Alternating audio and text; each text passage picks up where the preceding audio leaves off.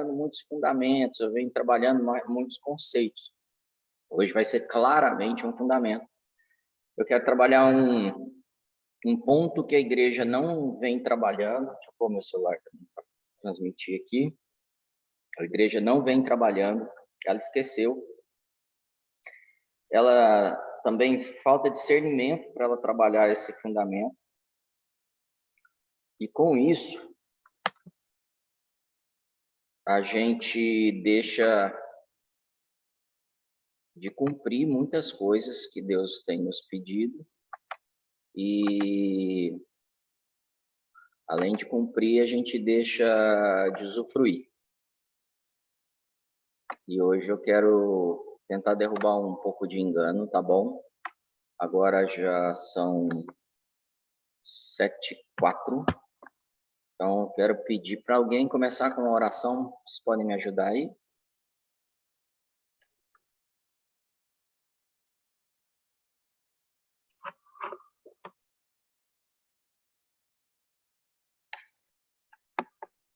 Vamos lá, pessoal. Vamos orar, Pai. Graças nós te damos, Deus. Obrigado, obrigado, obrigado por esta manhã abençoada que o Senhor nos dá. Privilégio, Senhor, de acordarmos, ó Deus eterno, Senhor, com vida, sabendo, Jesus eterno, que o Senhor é melhor do que a vida. Isso é demais, Pai. Muito obrigado. Obrigado pela oportunidade que nós estamos tendo de crescer cada dia mais, nessas manhãs, nessas devocionais. Obrigado pela disponibilidade do Marcelo, Jesus, da equipe da Just, que proporciona, Deus eterno, Senhor, essas lives, que proporciona, Deus eterno, essa conferência, essas manhãs em que nós podemos, ó Deus, estarmos juntos, ó Deus, ainda que não tão perto quanto gostaríamos, ó Pai, mas nós podemos ter a Tua palavra descendo do céu sobre as nossas vidas, nos dando um impulso para o dia, Pai amado, nos levando, Jesus, a pensarmos mais sobre as coisas dos céus do que da terra, Pai. Obrigado por isso.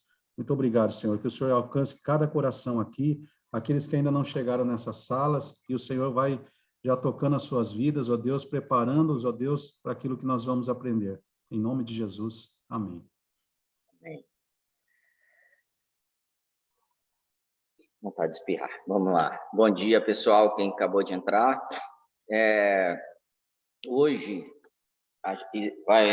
haverá uma votação para definir se a igreja pode se reunir ou não. E isso é algo extremamente importante que afeta diretamente a saúde da igreja.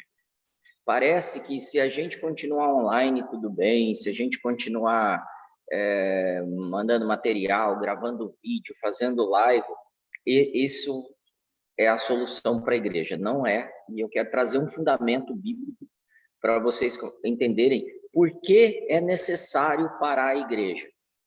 Por que é necessário fazer com que os cristãos não congreguem? Porque a gente tem que ser parado para não tomar, para não... Como é que fala isso?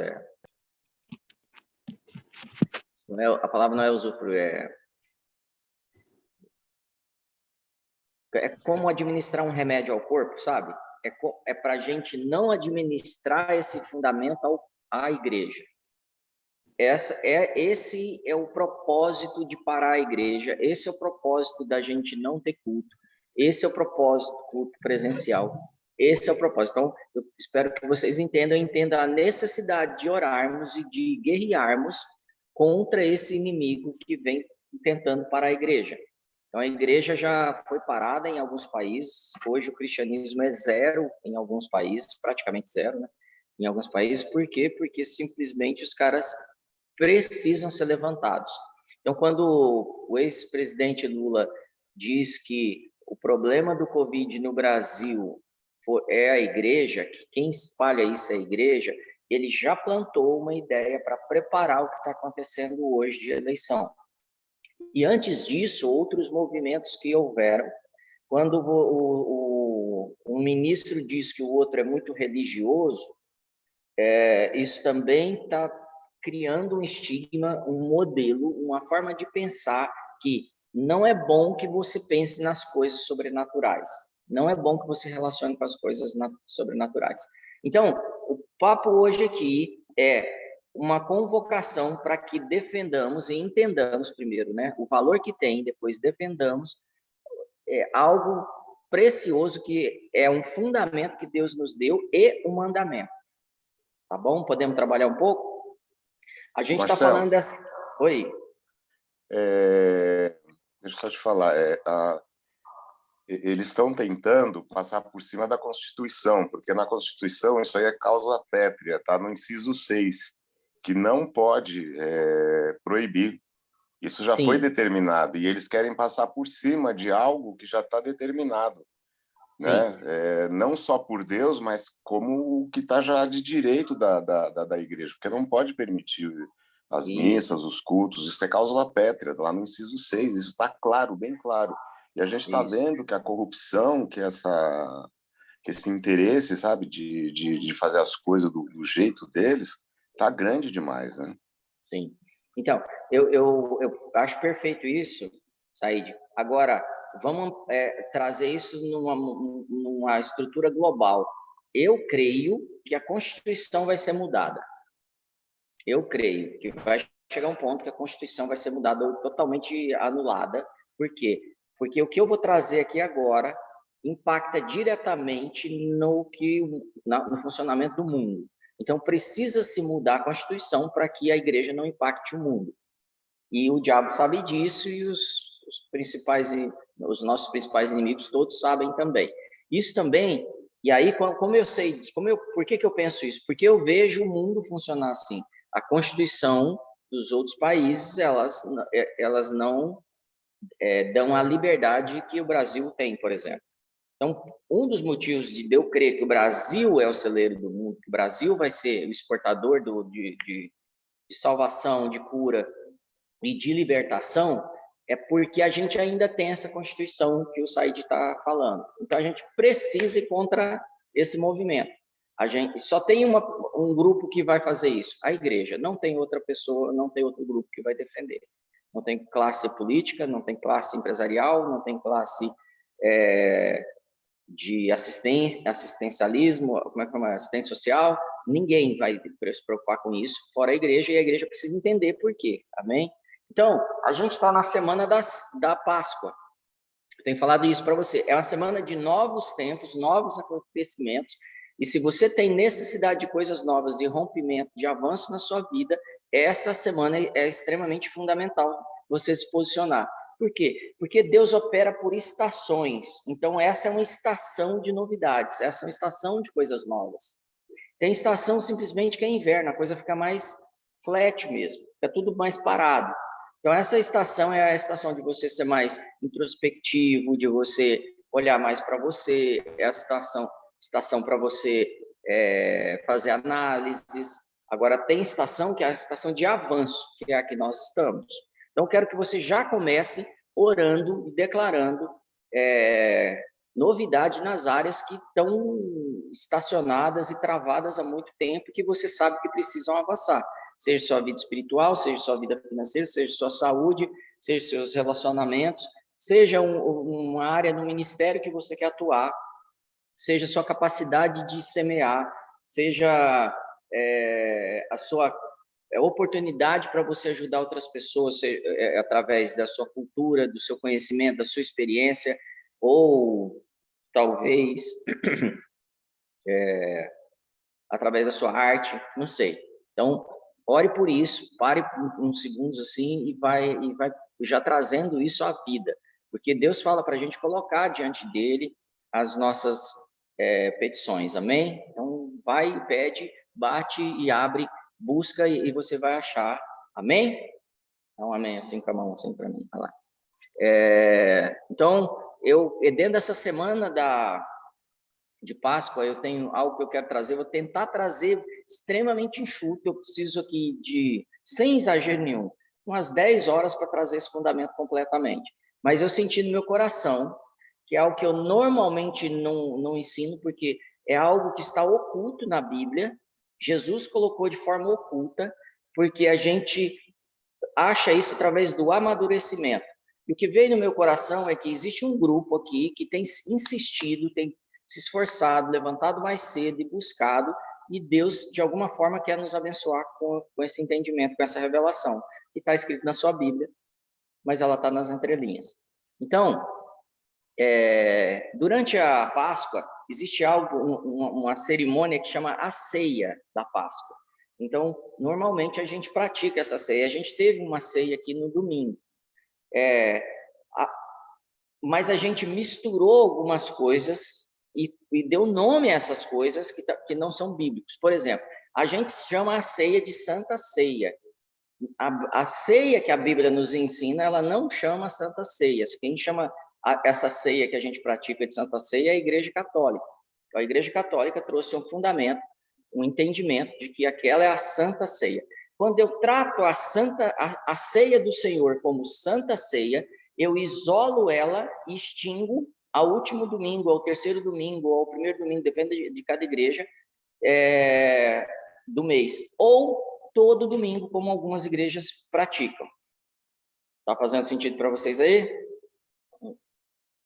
Então, isso não é bíblico. Isso foi a gente que criou, batizou a ceia do Senhor de Santa Ceia. Então, a base bíblica para a gente dizer isso. Por que eu fiz isso? Por que a gente, como igreja, fez isso? E estou dizendo aí católicos e evangélicos. Porque a gente tratou essa ceia como algo destacado da nossa rotina. Tipo assim, no domingo eu vou no culto, então eu tenho experiências espirituais. E por causa disso, porque eu transformei o domingo, o dia de eu celebrar, eu não tenho me relacionado com o Senhor durante a semana. Porque eu tenho a Santa Ceia, eu não tenho a ceia. Olha que coisa louca. E a ceia, ela acontece todos os dias. E por falta de discernir a ceia todos os dias, eu não provo do que a ceia proporciona para mim. A não ser no último domingo do mês, quando a igreja tem essa prática. E o Justin, a nossa igreja, ela tenta quebrar esse misticismo, eu usei essa palavra domingo,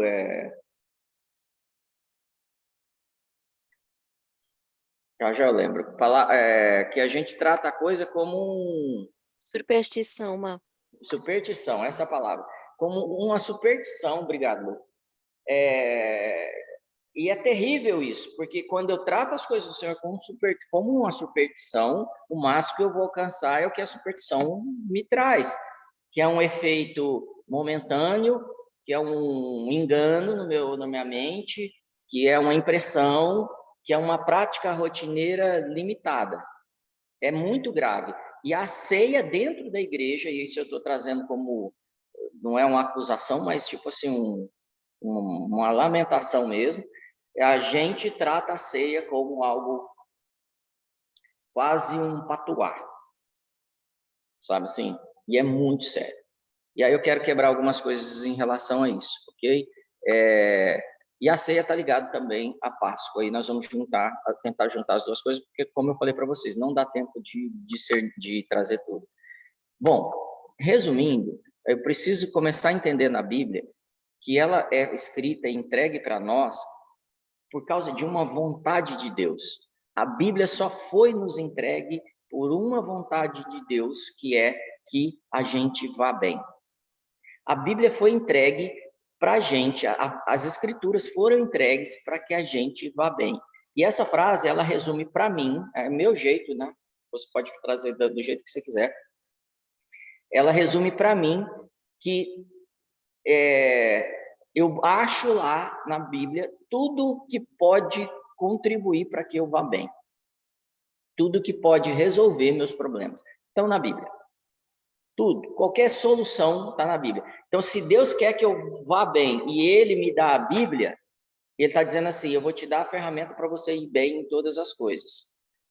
Como que começa essa história? Por que a Bíblia é nos dada? E por que a gente não vai bem em um monte de coisa? Porque existiu o primeiro Adão.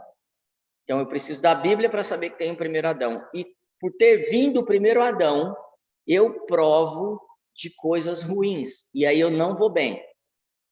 O que que o primeiro Adão causou na gente? Doença, suor, eu preciso suar para me sustentar. Eu até quero tentar desmistificar, trabalho não é maldição, trabalho é bênção.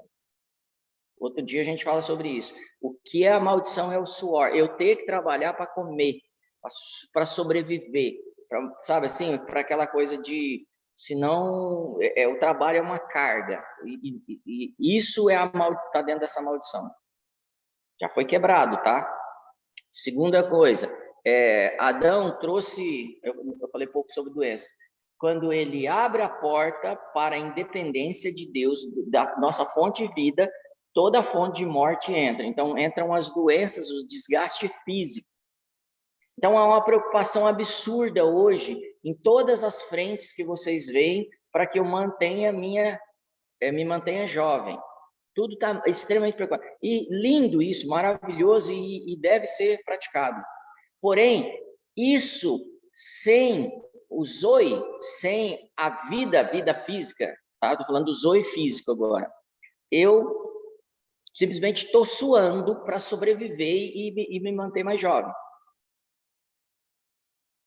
Faz sentido? É a mesma coisa do trabalho. Então, eu preciso me cuidar, eu preciso proteger meu corpo, eu preciso olhar para os dois lados da rua antes de atravessar, eu preciso me alimentar bem, eu preciso dormir bem, eu preciso me ter lazer, eu preciso de tudo isso. Porém, tudo isso, sem o zoe, é enfado e canseira do mesmo jeito. Eu vou chegar num momento da minha vida de vazio e de doenças psicossomáticas. Por quê? Porque eu não resolvo uma parte importante desse processo. Então, João, no finalzinho do livro dele, ele vai falar que Jesus... É impossível relatar todos os milagres de Jesus. Se fosse, não caberia nos registros do mundo, tudo que Jesus fez. Tá? Estou aqui para discutir isso. Eu vou resumir o que Jesus fez em 33 milagres, 28 deles relacionados ao nosso corpo. Então, Jesus vem na Terra, quase todos os milagres que ele fez foi no nosso corpo. Por que que ele fez mais milagre relacionado ao nosso corpo? Por que que ele focou nisso? É desproporcional, quase a grande maioria, quase todos os milagres estavam relacionados ao nosso corpo. Ele poderia fazer milagre de todo tipo, né? 24 relacionados só à cura. E é muita gente, é muita coisa. Por que que Jesus se preocupa em transmitir que a gente deveria ir bem fisicamente? Como que ele transmite isso? Curando pessoas, ressuscitando pessoas. Então, ele ressuscita a filha de Jairo, ele ressuscita Lázaro, a viúva, ele ressuscita pessoas e ele cura muitas pessoas. Ele está focado demais na questão física, o Jesus físico. Tem uma conexão em preocupação com o corpo físico.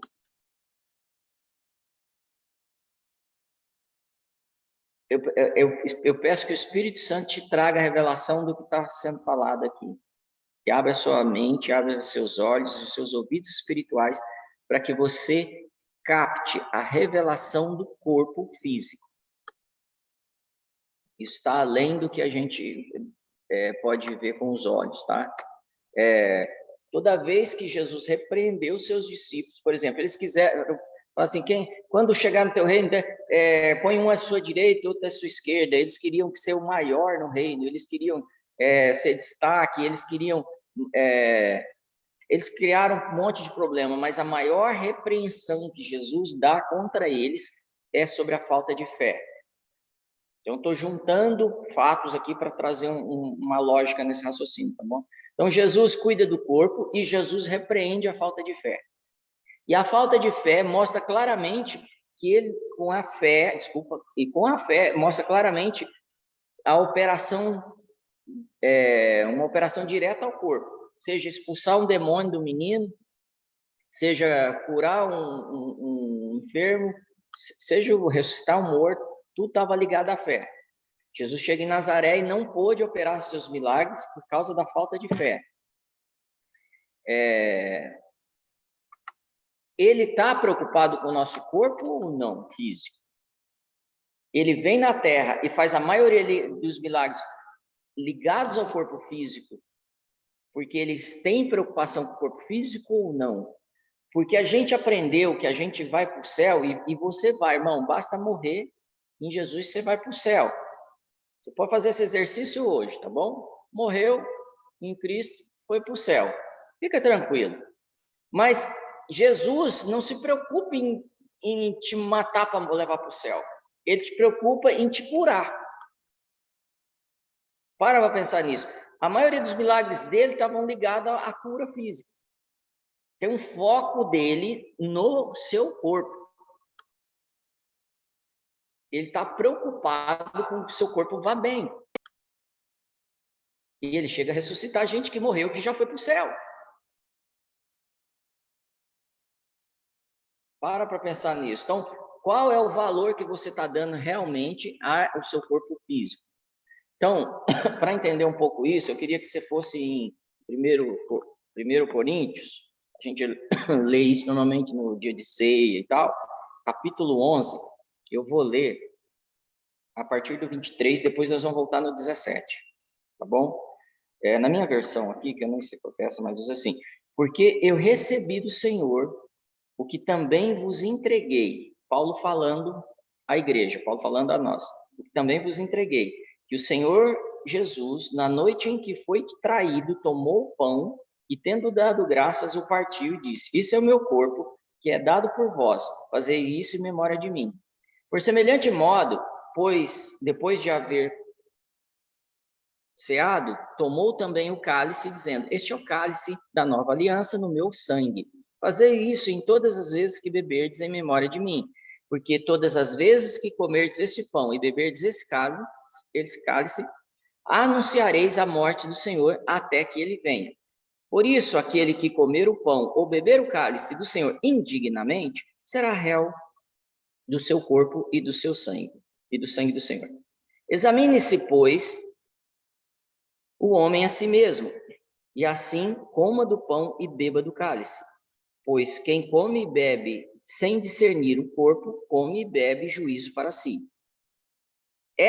Eis a razão porque há entre vós muitos fracos, doentes e poucos que dormem. Algumas versões dizem que morreram. Porque se nos julgássemos a nós mesmos, não seríamos julgados, mas quando julgados, somos disciplinados pelo Senhor para sermos condenados com o mundo. Então, de trás para frente, tudo que eu estou ensinando, como Paulo aqui, Paulo falando para a gente. Galera, tudo que eu estou ensinando para vocês é para que vocês não sejam condenados com o mundo. Condenado com o mundo aqui não é a condenação de ir para o inferno. Se você for buscar principalmente originais e os contextos, você vai descobrir que a condenação está ligada à condenação física que o mundo vive. As coisas que a gente abriu falando sobre o primeiro Adão, que o primeiro Adão gerou na gente. Aí eu faço uma pergunta direta para vocês, e por favor, abre o microfone alguém e me responda. Para que serve o sangue? A resposta é simples, não é tentativa e erro. Para que serve o sangue? Por que a gente recebeu o sangue? Por que Jesus derramou o sangue? Qual é o efeito do sangue em nós?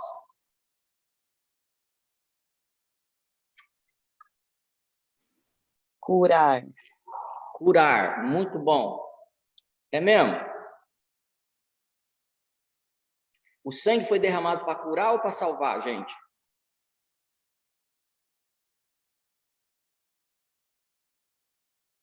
Cri, cri, cri, cri, cri, cri, cri. Vamos lá, vocês que estão aí no Instagram também. Por que Jesus derramou o sangue dele? Para que todo aquele que nele crê não pereça, mas tenha vida eterna. Vida eterna. Então, o sangue é a morte dele. A morte dele foi nos dado para a salvação, para que a gente alcance Cristo, porque precisava pagar a dívida. O curar vai vir como efeito, e isso está certo, mas a gente não, como não disseca isso, e a gente não se aprofunda no ensinamento do Senhor, a gente não capta todos os detalhes. Se o sangue foi dado para a salvação, para a cura, para salvação, vou resumir isso com essa palavra, foi nos dado para que fôssemos salvos da condição que vivíamos. Para que é dado o pão? Hoje virou aula, hein?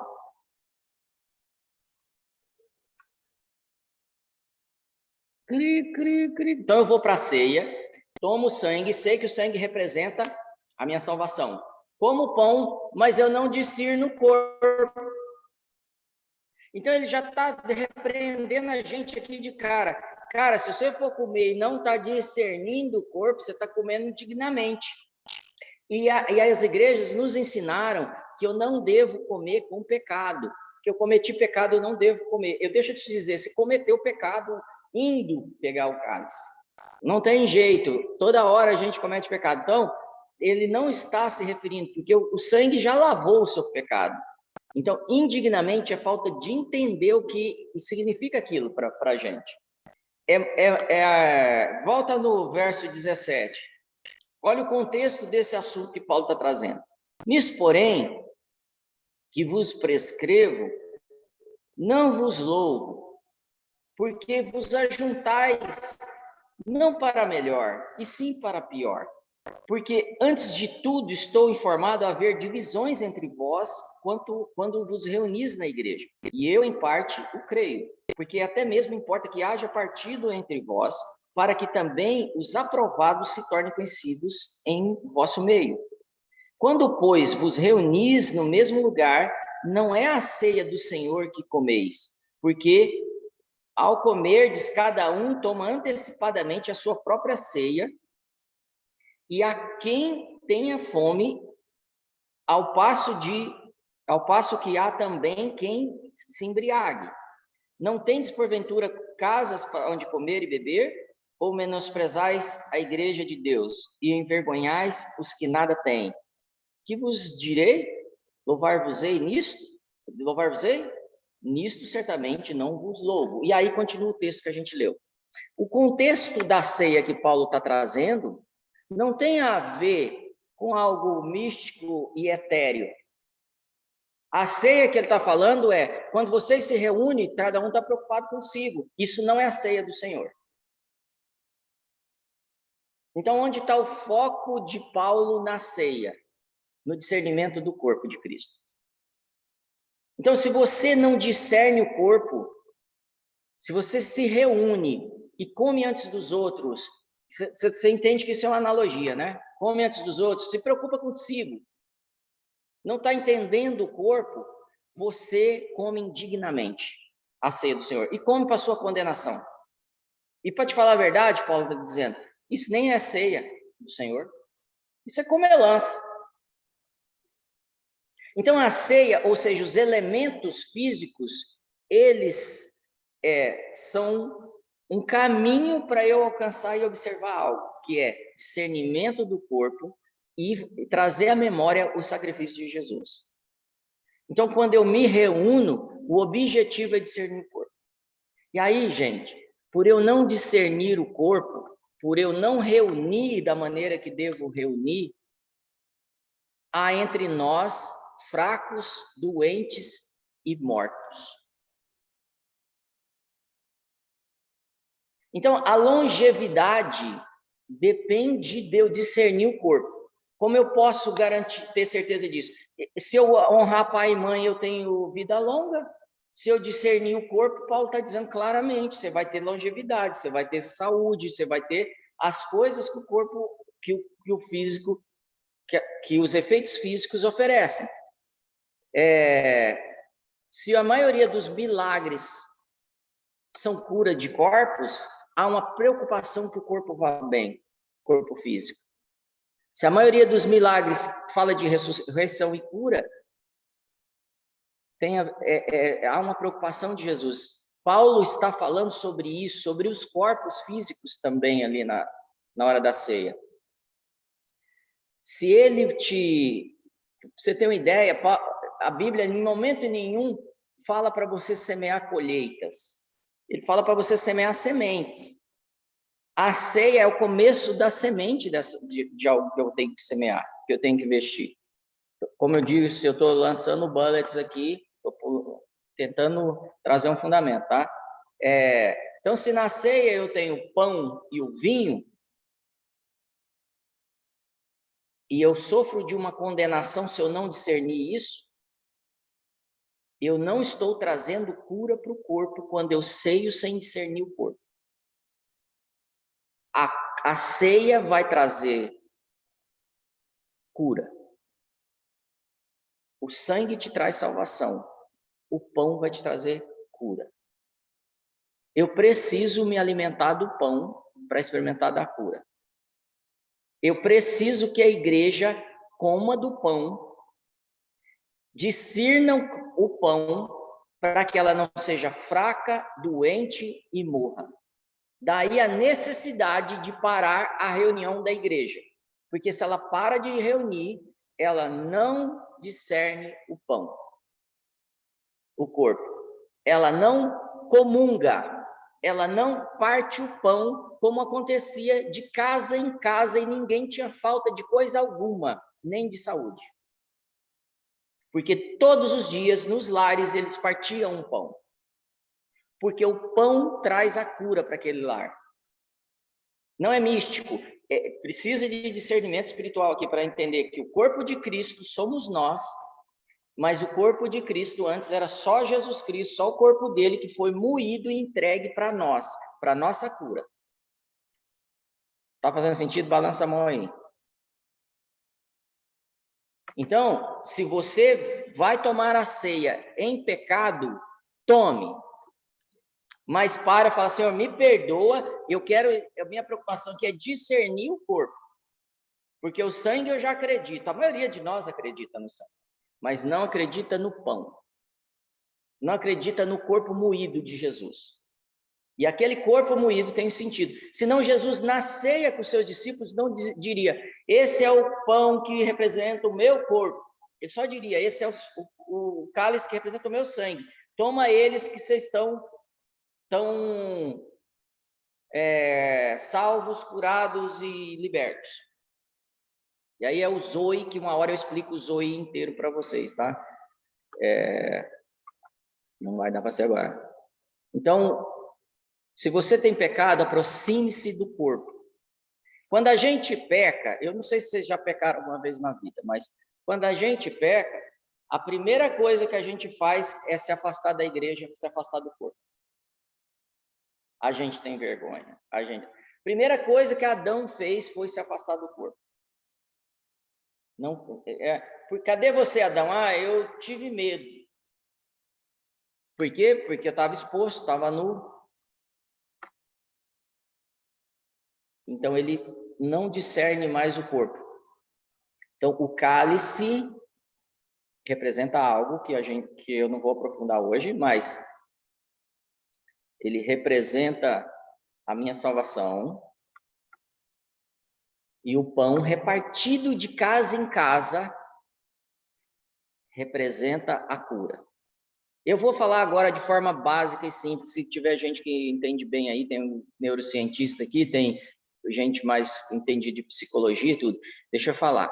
O que é que cura depressão nas pessoas? O que uma pessoa com depressão faz automaticamente? Fala alguém aí. Primeira atitude da depressão. Se isola. Se isola. A depressão é tão do diabo, que ela te isola do resto do corpo. A depressão quer te levar à fraqueza e à morte. A depressão é a doença do século. É mesmo, e é muito do diabo esse negócio. E a solução da doença, claro, tem as questões físicas, fisiológicas, eu não vou tratar medicamentais aqui, né? Mas é a questão de eu estar no corpo. Eu preciso separar do corpo, por isso eu tô doente e eu me separo. E quem passou por depressão sabe o que eu estou falando. Eu tive um início de depressão quando eu tinha 20 e poucos anos, e eu senti, até hoje eu sinto o gosto da depressão. Então, quando a gente fala assim, cara, você precisa ir na igreja, eu não estou falando isso para poder juntar gente. Eu estou falando agora dessa forma porque eu sou o pastor na igreja, mas se eu não fosse o pastor, eu ia te falar, eu não te falo para você ter mais um convertido lá. Eu te digo, vá à igreja porque você precisa do pão. Porque hoje o corpo somos nós. Amém? Então, em Isaías 53, 4, pode ler para mim aí, o Gide, só para eu tomar água aqui. Opa, beleza, gente. Vou entrar aqui, Isaías 53, 4.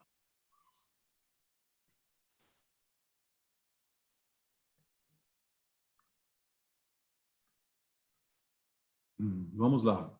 Certamente ele tomou sobre si as nossas enfermidades e sobre si levou as nossas doenças. Contudo, nós o consideramos castigado por Deus, por ele atingido e afligido. Então tá, o que ele levou, Gide? Certamente ele tomou sobre si as nossas enfermidades e sobre si levou as nossas doenças. Tá. Algumas versões vão falar dores, eu gosto da palavra dores, mas pode usar doença que tá dentro do contexto também. As duas palavras no hebraico é coli, enfermidades, makov, dores. Tá? Essas duas palavras, esses dois efeitos, dores e enfermidades. Aí eu estou falando também da depressão, estou falando do isolamento, estou falando do espírito de orfandade, eu estou falando de câncer, Covid, eu estou falando de dor de cabeça, unha encravada, espinhela caída, como a gente fala lá em Goiás. Essas coisas foram colocadas sobre Jesus, sobre aquele corpo lá. Aquele corpo é o pão que desceu do céu. Vocês concordam com isso ou não? Que ele é o pão que desceu do céu? Ele é o pão que desceu do céu. E é tão incrível que ele vai falar, deixa eu tentar achar o texto aqui, mas acho que eu não separei. E ele vai falar assim, os seus pais comeram o maná que desceu do céu. E aconteceu o que com eles? Morreram. Mas eu sou o pão, e quem comer desse pão, o que tem? O que acontece se comer do pão? Viverá. Viverá. Viverá. Comer do corpo de Cristo te traz vida. Eu preciso comungar, eu preciso absorver o pão que tem em você, você é parte do pão, do Cristo que está na terra. Então, eu preciso da comunhão, eu preciso absorver a revelação que Ele te dá. O que eu estou te dando hoje, talvez ninguém aqui nessa sala tenha. Por quê? Porque eu sou parte do pão, eu tenho clareza disso. Eu não sou melhor, maior, nem sou mais bonito, né? É, Isaías? Mas não sou melhor em nada, mas o pedacinho que eu represento, eu quero tudo dele. Eu quero o Zoe, eu quero a vida que o pão me dá, eu quero comungar, eu quero relacionar. Então, eu vou te dar sugestões. Paga um café para alguém, chama alguém para comer um pão com manteiga na sua casa. Eu não faço isso. Mas está no Covid, isola, fica 1,5 metro na varanda, tomando sol, lá no quintal, no terreiro, lá no fundo, para não correr risco. Mas não faça o que estão te falando para fazer, se isolar e não comungar. Ore contra o movimento do STF para poder parar a reunião da igreja. Porque muitos vão ficar fracos, muitos vão ficar doentes e muitos vão morrer por causa da atitude que eles estão tendo. Amém? Falei muito. Vai aí, fala alguém aí para mim. Vou cortar o papo agora. O que fez sentido para vocês aí?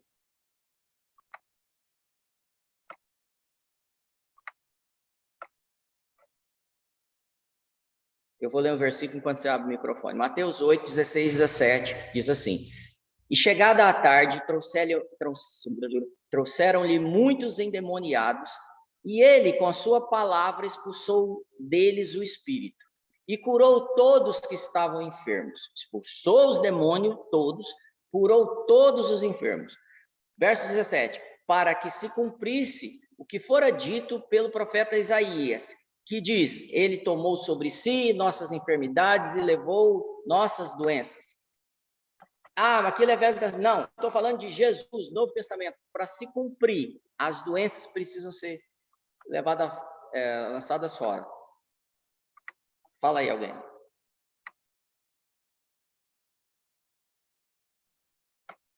Marcelo, bom dia, pessoal. Bom dia. Marcelo, João 17, Jesus, ele afirma ali, ele intercede pelos seus discípulos, e eu gosto demais do texto, em que ele diz assim que é para que os discípulos tivessem a mesma comunhão que ele tinha com o Pai, para que fossem um com ele, com o Pai, como ele era com o Pai.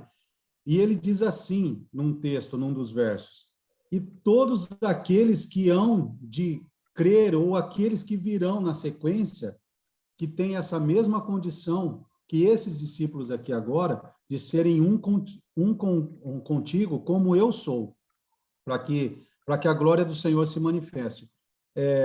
Poxa, essa devocional, ela está demais, porque é muito fácil da gente perceber uma família grande.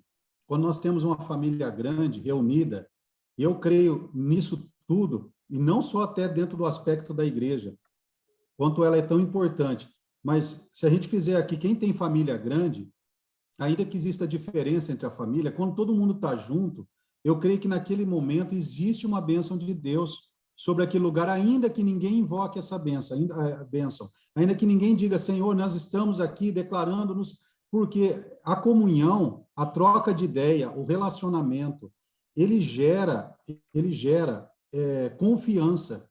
Você sentar com outra pessoa e ouvir ela faz com que você cresça mais, e ao mesmo tempo, então existe, ao meu ver, uma bênção delegada por Deus desde a criação do mundo, onde aqueles que se reúnem, em que se juntam, eles têm algo diferenciado que faz eles crescerem. Tendo visto que o Senhor precisou impedir a construção da Torre de Babel, porque chegou um momento que ele disse: não vai haver, se eles todos têm o mesmo pensamento e eles estão focados numa construção, não vai haver limite para o homem. Eu vou precisar vir e intervir nesse negócio, porque isso não é bom. Na verdade, o que não era bom era a intenção do coração deles, mas a comunhão, o fato de que o crescimento que eles estavam gerando daquilo, para mim, o sinal da bênção de Deus quando a gente se reúne. Então, quando a família está junto, todos que estão aqui devem, quem tem família grande ou tem família pequena, mas vocês se reúnem, vocês percebem. É claro que, infelizmente, existe a semeadora do inimigo nas nossas vidas, tentando o tempo todo. Um não gosta do fulano, você pode ver. Aí existe aonde vai cada um para o seu canto e para o seu lado. Eu sou uma pessoa que eu fiquei demasiadamente triste com a questão, desde o ano passado, com a ideia de fechamento da igreja. Eu acho que a igreja, tá, ela não deveria ser fechada nunca, nunca, jamais. A igreja, ela é representante de Deus na terra. Nós somos Deus na terra. Não fala que nós somos Deus, mas nós somos a representação máxima de um reino na terra. Nós não podemos aderir à ideia de fechar. Se a medicina não tem cura, se não existe solução governamental, a solução está num povo que Deus reconhece como seu povo, e a igreja representa isso. Então, eu estou deixando aqui a minha opinião, Gideão Silvério, aqui minha opinião, para quem está aqui, para os meus amigos, para vocês que são da Just. Eu não concordo, eu não sou a favor de fechamento de igreja, porque é isso que o Marcelo falou, nós somos o corpo. Quando eu ceio com vocês, eu tenho que olhar com um olhar de amor. Esse é meu irmão, eu amo a vida dele e ele me ama. E o que ele está precisando, e o que eu estou precisando, é nesse momento que a coisa começa a acontecer, e eu acho que é nisso que vem o sobrenatural de Deus também, Marcelo. Amém. Muito bom, Gide. Eu quero só ler o versículo que até a Lu completou aqui, que é João 6,51. Olha o que Jesus está falando. Eu sou o pão vivo que desceu do céu. Ele não precisaria dizer que é o pão vivo se não tivesse um sentido além do sangue. E eu não estou falando que é maior, estou falando mais um sentido. Então, o sangue tem um sentido, e eu sei que, se não todos, a maioria sabe bem o que significa o sangue para nós. Sem o sangue, não alcançaríamos a graça, o favor de Deus de chegar a Deus. Ok? Então, eu sou o pão vivo que desceu do céu. Se alguém comer desse pão, viverá para sempre. Aí ele fala assim, e Paulo repreende, vocês estão comendo pão sem discernir, olhem em volta, vocês estão comendo um antes dos outros, vocês não estão preocupando com os outros. Porque agora vocês são a luz do mundo, vocês são o sal da terra, vocês são o pão para essas pessoas que não alcançaram a cura. Você já imaginou eu, como pastor, não visitando as pessoas, isolado no meu quarto, com medo? O que seria a igreja a partir daí? Então, vocês são a igreja. E eu não estou falando para sair de casa e se pôr em risco. Sejam astutos. Eu estou dizendo, não se entreguem. Desde a primeira orientação que eu dei para vocês, tomem sol. Agora saiu o estudo que é 8 vezes menos perigoso, o Covid morre 8 vezes mais rápido no sol do que no ambiente fechado. 8 vezes, não sei se a palavra é 8 vezes mais, ou eu sei que é quase nulo a operação do Covid no sol. Então, a gente está orientando vocês, tomem sol, tomem medicamento preventivo, está provado com muitos e muitos estudos, que cai absurdamente, inclusive FDA, se você quiser abre o FDA, você vai achar esse estudo lá, que eles indicam. 3, façam atividade física, cuide da questão imunológica de vocês, se alimentem bem, se relacionem bem, tenham lazer, tenham prazer, vão no parque igual a gente tem feito, quando a gente tem conseguido, vão no parque, joga bola, brinca, ri, façam coisas, vão, se reúnem em grupos pequenos, protegidos, pelo menos o da família, comam o pão, bebam o vinho, juntos, é isso que vai trazer longevidade, não é fugir, nós não fomos criados para fugir, para nos dobrarmos a ameaças, nós fomos colocados aqui como luz do mundo, nós somos a solução. Então, nós precisamos nos posicionar. Essa é a Páscoa da retomada, da virada dessa situação na nossa vida, para que o mundo entenda que tem um povo aí que não está ficando doente, tem um povo aí que não está morrendo. Por quê? Porque a imunidade deles está alta. E por que a imunidade deles está alta? Porque eles partem o pão. Eles não são fracos, eles não estão morrendo, eles não estão ficando doentes. É isso que Paulo está falando, porque eles discernem o corpo e cuidam uns dos outros. Tendo uma campanha de cesta básica, entra nisso, gente, manda a cesta básica, nós vamos, junto com a cesta básica, causar um efeito nas casas das pessoas, vocês não têm ideia, não vai ser, tô aqui, pega a cesta básica ali na esquina, não, nós vamos abençoar as pessoas, nós vamos, de alguma forma, invadir a casa dessas pessoas com espírito, com salvação e com cura para a vida delas. Eu sou o pão, viverá para sempre, e o pão que eu der é a minha carne, que eu darei pela vida do mundo. O último caso, para poder ilustrar mais isso aqui, vocês lembram dos filhos de Cefas? Que eles vão expulsar um demônio, são 7 rapazes, e eles vão expulsar um demônio, e eles falam assim, em nome do Jesus que Paulo prega, saia. Aí o demônio fala assim, eu sei quem é Paulo, eu sei quem é Jesus, afinal eles se reúnem e os caras, eu sei quem são esses caras, você não reúne com eles, você não faz parte. É isso que é a oração em nome de Jesus que eu falo no final, e não tem autoridade de Jesus durante toda a oração. Não sou um representante de Jesus durante a oração, no final eu falo em nome de Jesus, isso é patuar. Eu vou no culto no domingo quando dá, eu faço um devocional de vez em quando, eu leio a Bíblia quando dá dor de barriga. Quando acabou a bateria do meu celular, eu leio a Bíblia. Estão entendendo? Então, esses rapazes estão apanhando, saem nus, humilhados, ou seja, expostos, fracos, né? Por quê? Porque não comungam, não reúnem, não discernem o corpo. Eu quero declarar na vida de vocês discernimento do corpo de Cristo, que vocês entendam o que é o corpo de Cristo, que venha o Espírito Santo revelar isso dentro de você. E qual parte do corpo de Cristo é você? Que hoje haja um fogo dentro de você, se acenda como no primeiro amor, que você volte às primeiras tarefas, as coisas que você assumia como responsabilidade no reino de Deus, no corpo de Cristo, na sua igreja, no ambiente que você comunga, na sua célula menor que é a sua família, como um sacerdote aí, como um ministro do Senhor, que você discirna as pessoas que moram com você, que você discirna o repartir do pão e o gerar vida, e vida em abundância com cada um da sua família. Eu ministro agora autoridade espiritual, resgate que o zoe, que a vida, que a saúde que há em você física seja restaurada agora. Eu declaro cura sobre o seu corpo.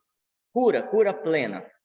Em nome de Jesus. Da mesma forma que você recebeu salvação pelo sangue, já foi salvo, eu libero agora a cura física. Eu libero longevidade. Você que tem tido medo de morte, a depressão tem te alcançado, o medo de sair, o medo de falar com pessoas, eu trago cura e libertação disso agora. Que haja discernimento e confiança no Senhor, que você não tema aqueles que podem matar o corpo, que você não tema aqueles que vão perseguir, que você não tema, porque há um maior que nos defende, há um que nos protege. E toda enfermidade, toda dor que você está sentindo e você não consegue explicar, foi lançada sobre ele. Estava lá no corpo dele naquele dia que ele morreu. Todas as dores, todas as doenças, todas as enfermidades estavam lá, inclusive essa que você está sentindo. Então declare, você mesmo declare, em nome de Jesus, saia agora e me deixe em paz. Em nome de Jesus, que venha vida plena, que venha cura plena para o seu corpo e que venha discernimento da necessidade que temos do seu corpo no corpo de Cristo, nesse corpo maior. E ele continue sendo cabeça na sua vida. O pensamento venha dele, não do mundo. O pensamento venha lá do alto e não da televisão, dos programas, dos noticiários. Que o pensamento venha para que você tenha revelação espiritual do engano, da mentira que está agindo no nosso meio, na nossa mente. Eu trago agora alegria, espírito de alegria, ministro sobre sua vida agora. Hoje é um dia de rompimento, gente. Rompe agora toda tristeza, rompe agora toda acusação que te prende. Você que tem ficado na cama, levanta agora e anda, em nome de Jesus. Eu libero cura sobre você. Eu vejo você se mexendo agora, em nome de Jesus. Seja restaurada a sua saúde, em nome de Jesus. Amém. Amém. Amém, queridos? Amém. Algum motivo de oração? Vocês querem enviar? E dá para dar mais um comentário aí, que alguém quiser. Quem quer falar? Amém. Aqui no chat. Comenta pelo menos o que você está saindo aqui hoje. Ô Marcelo. Fala, Said. Deixa eu te falar, como a gente declara na palavra o que está escrito e é verdade, na nossa oração, só queria lembrar que, repetir de novo, né? A gente está nas nossas orações, repetir o que está no inciso 6 da Constituição também, né? Porque Deus estabelece governantes, né? Através deles que o governo se estabelece, para a gente poder orar pelos governantes, que a gente pudesse essa semana estar orando em cima, né? Dessa cláusula aí, pétrea, do inciso 6 da Constituição, ela se cumpra, né? Porque isso não é algo que é do querer da igreja, isso foi instituído, né? Isso foi aprovado, eu creio que foi aprovado por Deus, porque está instituído na Constituição. Então, que a gente também declarasse também, né? Como está escrito na Constituição, como está escrito na palavra, a gente declarar isso com fé, né? Para que eles cumpram isso, né? Para que eles cumpram isso. Amém. Amém. Orando pela noiva, Felipe. Amém. É isso aí, Said. Eu creio nisso. A igreja ela é responsável pelo que acontece no Brasil. Creio 100%. Você está certíssimo. Amém. O que mais, gente? Omar, bom dia, gente. Bom dia, Rei. Desde domingo para segunda, a gente não tem dormido normal à noite. A Amanda passou 2 dias sem dormir, completamente acordada, sem comer. tem tido estereótipos muito diferentes e de madrugada a gente está se revezando, né, para não ficar sozinho. Então, isso tudo emocional, né, tem a ver com todo esse isolamento, com a falta da escola, dos amigos e tal. Então, assim, é uma situação que a gente nunca enfrentou. E ela está sendo medicada com calmante. Então, para a gente isso é muito novo, tá? É um novo desafio e um dos maiores que a gente já enfrentou. Vamos orar agora por ela e eu quero colocar a minha casa à disposição para ela ter uma coisa diferente. Tipo assim, vai lá, passa umas horas lá com a gente brinca com ela, anda no condomínio, para poder distrair e trazer essa coisa de comunhão para a vida dela. Eu acho que você discerniu algo aí, né? Então eu quero concordar com você. Quero orar agora e queria convidar vocês para orar pela Amanda. Em nome de Jesus, nós cremos na cura plena da Amanda. Mas a partir de agora, que a gente comece a ver esses sinais, nós cremos, Senhor, que o teu pão cura ela. Nós estamos aqui reunidos, repartindo o nosso pão, repartindo o nosso conhecimento, e isso é um momento profético, e que esse momento seja acompanhado por sinais. E um sinal que eu te clamo agora e peço e declaro na vida da Amanda é a cura da Amanda. Em nome de Jesus. Essa noite ela já vai dormir plenamente, com paz, com tranquilidade. Que a mente dela, o coraçãozinho dela, toda a ansiedade seja lançada fora agora, porque já foi levado isso. A Amanda é nossa amada. Em nome de Jesus, nós a protegemos agora como corpo de Cristo. Amém. Em nome de Jesus, amém. Eu creio. Amém. Amém, gente. Amém. 8 horas. Deus abençoe vocês, viu? Obrigado demais. Depois vocês dão aí uns feedback que está sendo positivo, importante para vocês. Amém. O que vocês têm aprendido. Vamos repartir mais. Não vai dar tempo de despedir de todo mundo. Um abraço, gente. Deus abençoe. Um beijo para todos. Abraço, Boa beijo. semana. Obrigado, Tchau, viu? beijo, tchau. Obrigado aí, Obrigado, gente. gente. Obrigado, Amém. eu. Deus abençoe. Obrigado por vocês estarem aí. Viu? Vou desligar. Tchau, gente.